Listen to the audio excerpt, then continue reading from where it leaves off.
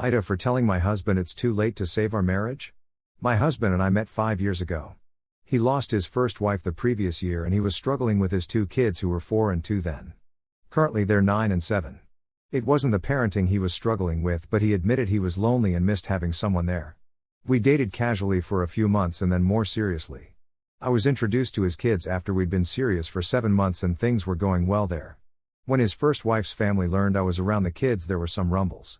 My husband told me it would blow over and it was difficult for them to hear the kids were bonding with another woman. It wasn't until after we got married 2 years ago when I started to feel like it wasn't going to blow over. The kids were acting out with me far more. We didn't have any real issues before. Sure, they were kids and didn't always listen, but it felt pretty evenly dispersed between my husband and myself when it came to not listening.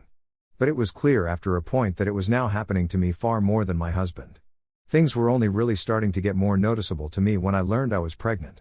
My husband was thrilled, but the kids were not. Everyone told me it would take a while for them to get used to another baby joining the family. To give it time.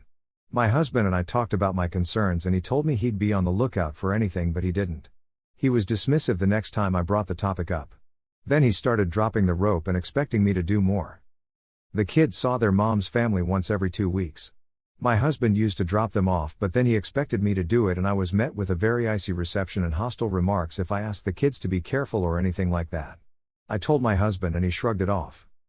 The kids started saying the whole "you're not our mom" thing to me. They told me I couldn't tell them what to do. My husband heard them say it and he'd say "Noti."